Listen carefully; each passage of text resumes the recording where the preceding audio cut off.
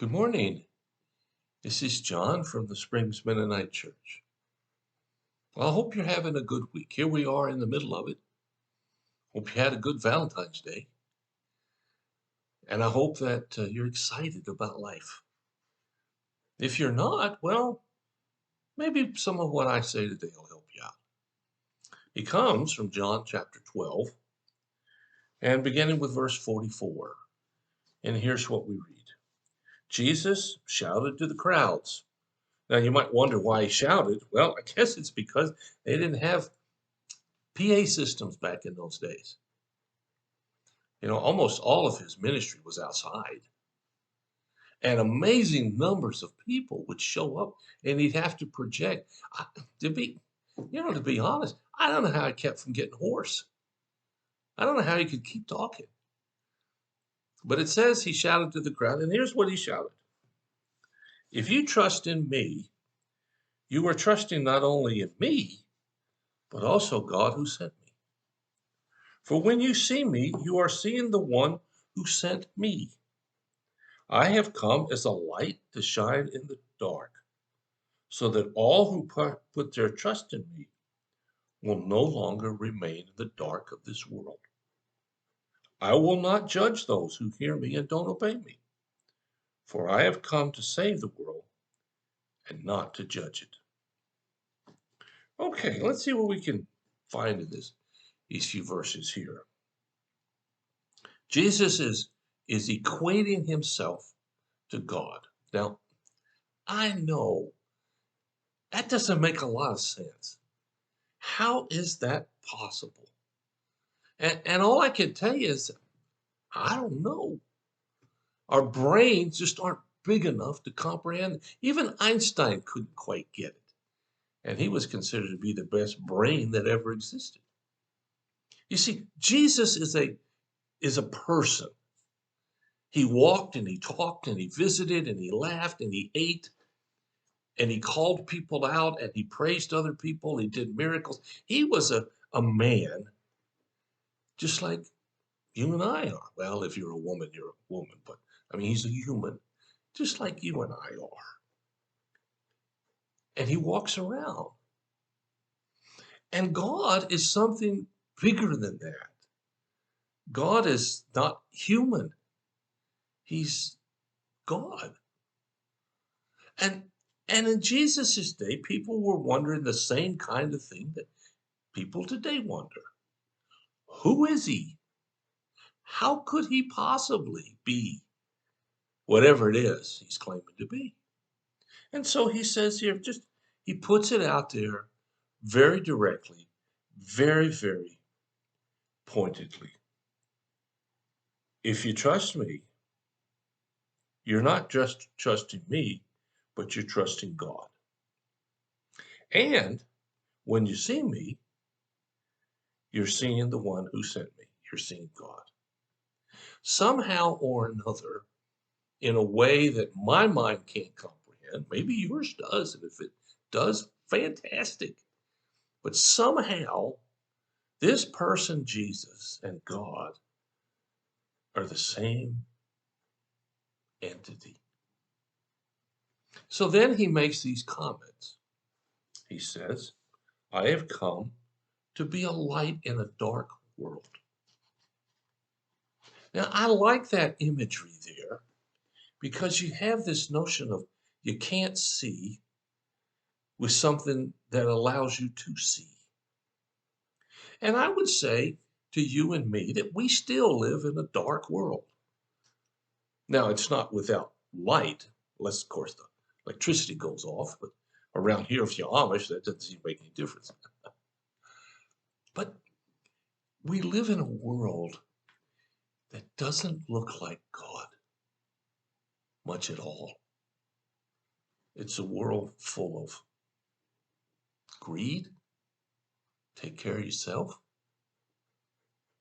get even, power and not persuasion, but power and force. It's a world that tells us what to do, even if it's the wrong thing to do. It's a world that encourages all those virtues that Christians say are terrible. Look at the list sometime. This is the world we live in. But there's another world that's within this world, and that's the world that Jesus brings light to. You see, when the Lord lives in our hearts, we can see things that others can't see. For example, if someone hurts me, however they do it, financially, emotionally, psychologically, physically, someone hurts me, I can choose to forgive them and not let that hurt dominate my life. The world can't choose that. Well, some say they can. But Jesus allows us the freedom to see the world in eyes that no one else has. He says here, I have come to be a light to the dark world. I've come to say there's another way to live, to act, to think, to respond. There's another way that we should relate to each other. And he teaches very specific things about that. If you read the Sermon on the Mount, Matthew chapters 5, 6, and 7, there's a whole bunch of stuff of very specific living things that he talks about. But here's the important piece here. He says, I will not judge those who hear me and don't obey me. Sometimes we're pretty good at judging. Maybe you are. I know I do it far more than I ought to. I keep trying not to, because I don't know what's in somebody's heart. I see their actions, and boy, they kind of leave me feeling awful. But Jesus says, I don't come to judge you. Now, he goes on to say that there will be a judgment. So, it's not a question of, do you get away with everything? You don't. Anybody who disobeys God is going to pay for it. Pure and simple. They're going to pay for it in this life, or they're going to pay for it in the next. They can't escape that, nor can I, unless I allow the Lord to take that burden from me on himself, called substitution. But he says here, I just came here to tell the good news, to bring the light. And we as Christians, those of us who claim to be Christians, are supposed to be doing the same thing. We're supposed to take our lives and live them and speak and talk and act in the ways that reflect the goodness and the grace of God, so that we can be a light to those who've never heard. And just because they've lived next door to the church building their whole life doesn't mean they've really heard. So this week, let your light shine. Go out of your way to be sure it's on extra bright wherever you go and whoever you meet. And God will bless you as you do. Thanks for listening. I'll be back tomorrow with some other ideas. If you have a need or a concern, let us know.